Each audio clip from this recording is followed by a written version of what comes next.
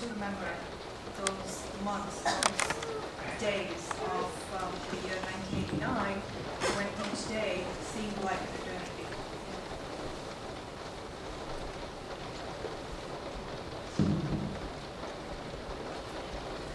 And to me, I think that there was another event which changed the value of Kashmir for me. And that was in 1984 when Mrs. Indira Gandhi was assassinated. I was in medical school, and although all the Kashmiri Pandits were mourning her loss, when I walked on the streets, there was jubilation. People were celebrating. And at that time, I realized what a divided, place this was. Things can get better, they got worse. And although things changed around us, we almost, didn't want to recognize the change. We turned a blind eye. We had other alternative explanations for what was happening, and always thought that things would get better. And they never did, until we reached 1989. I remember the summer of 1989, when every day there was some or the other occurrence happening. Either there was curfew somewhere, or there was tear gas shelling somewhere, or there was fighting somewhere, or someone just had been killed. We just closed our ears to that. We went on doing our regular work, woke up in the morning, went to the job, came back home, had our dinner, listened to the news, but we did nothing about it. We just didn't know what to do. We were never organized as a community. We always relied on our neighbor. We thought they were our friends.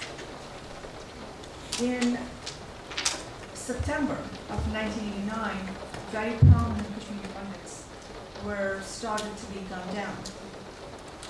And there were posters being circulated, hit lists being circulated. People were, the newspapers started writing about the Kashmiri Pandits should leave. We read all that, and yet went about with our lives. In October, almost, if I remember correctly, I was working in London Hospital. And I had recently been married, and I was wearing a bindi, and I was wearing jewelry, and me and my friend, we were just walking towards the hospital. We were just like, joking and stuff, and suddenly we were stopped by 4 men, and they surrounded us. We were terrified, and one of them ripped the bindi off my forehead, and the other one poked a finger on my friend's face, on her lips, and said, "Hai batni, agar pada mein dushman kithke to ave acid." We were so terrified, we froze and ran towards the hospital. We thought it was just like, one of those situations which happens, sometimes. But the talk in the hospital was different. People were talking about covering your face with a chunni, and maybe sometimes even burqa, some of them were joking, of course. But they were not very far off from what probably could have happened in their future. In November, as things went along like that, I was working in the casualty we call emergency as casualty in India. I was in London casualty. It was a very, busy casualty normally, and we would have hundreds of patients coming to the casualty. I was working with one of the fellows there. At about 5 to 6 p.m., we got a security guard, and he said to us, "Doctor, to'ito kamrasmas, the never needs them again." So we didn't know what was happening, and so we just did what he told us. And about a couple of hours later, when we asked what was happening, and he said to us, well, there were gunmen outside, and they wanted to teach those doctors a lesson who were doing those procedures which are not allowed by certain religions. And here again, we were doing these are life, saving procedures. These were done on people, women, who were bleeding to death, and we had no option but to treat them. And thereafter, I saw a trend that we were not encouraged to do those procedures at all. And I guess that, you know, they had sent their message through the, you know, the administrators of the hospital. In the first week of December, I was in Delhi attending my cousin's wedding. When I came back, it was a totally changed place. It was dark, it was gloomy, there was curfew on the streets, no one was walking. And at that time, Dr. Gajadhar, she had to run the place. She said to us, we have to have emergency staff here to run the hospital. So she chose some doctors who would be rotating 12-hour shifts through the labor room and the emergencies. And I was luckily one of them. We were told that we will be driven to the hospital, to and from the hospital, in an ambulance, accompanied by a driver and another person for our security. I wasn't sure what kind of security that would be, but anyway, the first night was all right. We just went to the hospital. On the second night, we were caught in a gunfire. And the only thing I remember my driver telling me is that, Doctor, kal khamon, seat kal. So I didn't know what was happening, so I did. I ducked in, you know, inside that vehicle under a chair and under the seat and didn't get out until I reached the hospital. I was besides myself. I was crying when I went to the hospital. I told my staff, I'm not going to come home the next day. But that didn't happen. I had to. A few days later, we were caught by a mob, and they wanted to know who was in the back of the ambulance. Somehow the driver convinced them there was a very sick patient who needed to go to the hospital urgently. And that day also, somehow they escaped. Now, this was not only happening to me, it was happening to hundreds and hundreds of people who were working every day. My father, in the meantime, had gotten a threatening letter saying that if you don't leave, we'll kill your family. And we still did what we were doing. We were going to offices every day. Well, in the meantime, we were approaching January, and a local paper, Aftab, had already released a press release stating that Kashmir Pandits should actually leave. And there were other papers which followed suit. And there was so much of escalation of violence on the streets that curfew was an everyday situation, that we had people were staying at home, only emergencies were at that time, you know, continuing to be happening. But we still had to go to work. In that first or second week, I think that we had fortified our houses by putting layers and layers of curtains on our windows and locking our doors twice. I don't know what that would have done. Anyways, so that's what we did. That was our defense against violence. That. And it's in one of those days we got a knock on our door, and my mother-in-law told us, I will go and I'll see who that is on the door. So she went out. And we had a visit by 3 or 4, I guess, armed men who asked her for, I guess, some donation, which she happily gave. Then they said to her, do you have any long boots and jackets, which also she happily gave away. And then they also said to her, oh, by the way, you also have 2 doctors in the family, so we would need their services because our fighters don't go to the hospitals, and we'll need them. And please tell them to be ready. And she said, oh, of course, they will be very ready. And she came in and she told me and my husband, we got to leave. This was probably second week of January. So we started making calls, of course. I mean, we didn't really have many contacts in Delhi, but, you know, fate had other plans for us. And so came the day of January 19th.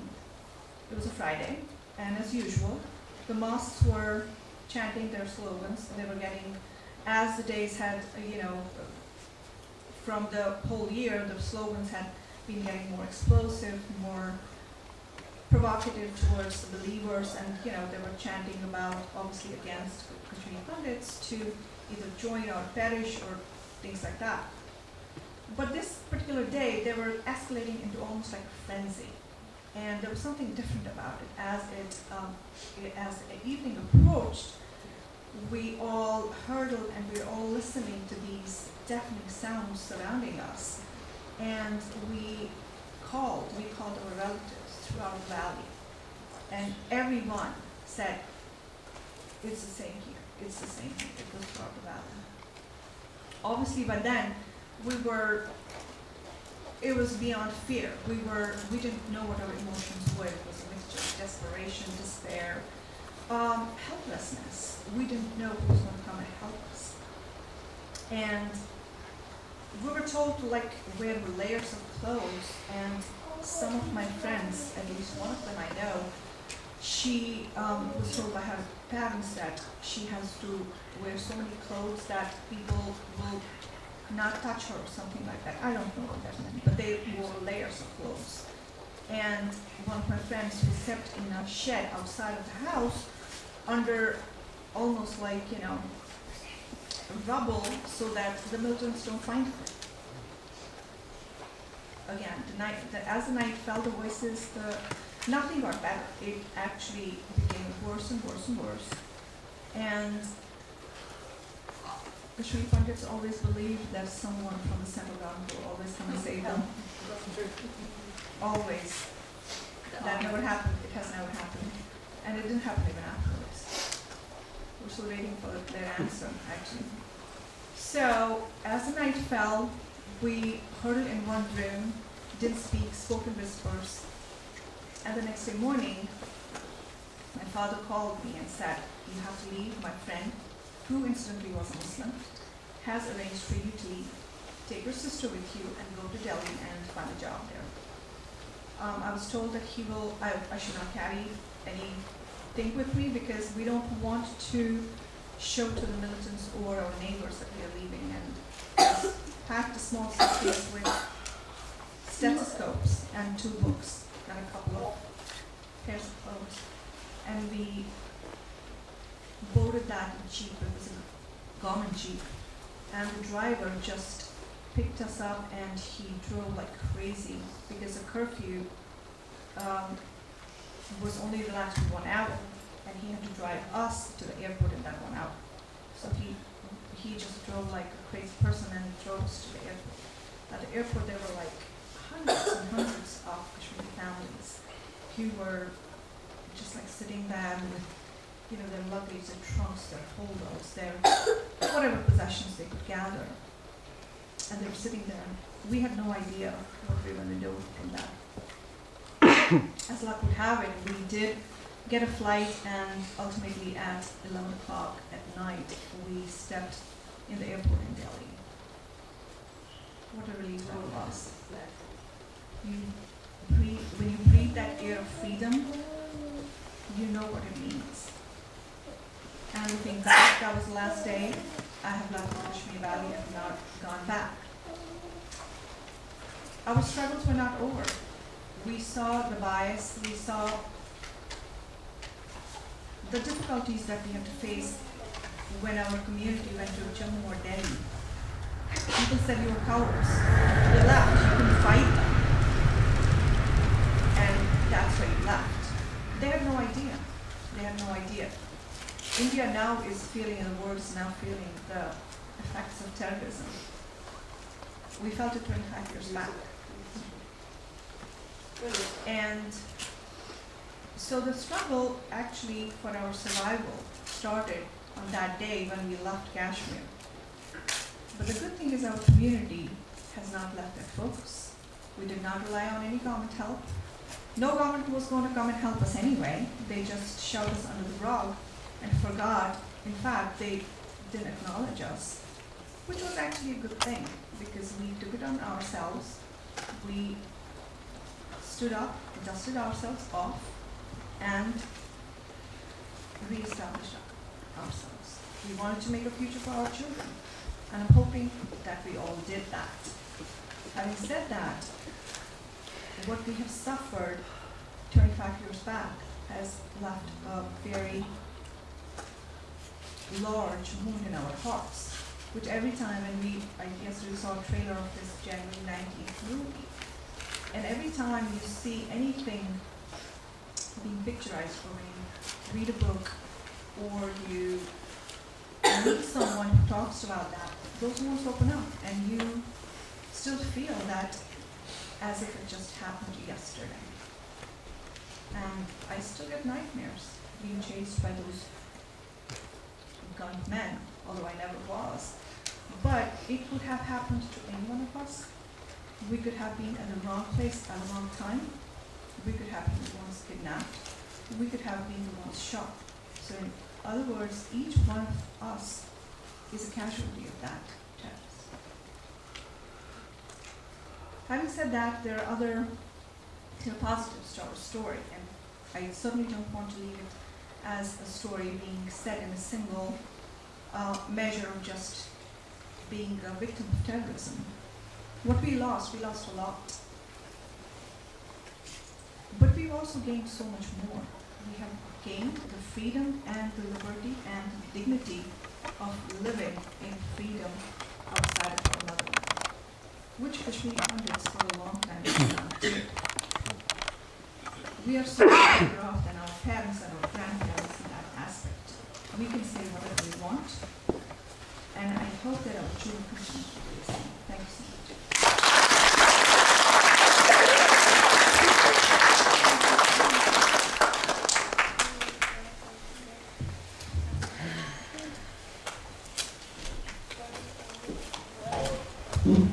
Thank you so much, Shashiji and Archanaji, for sharing your experiences. Now, Ahan and I are going to read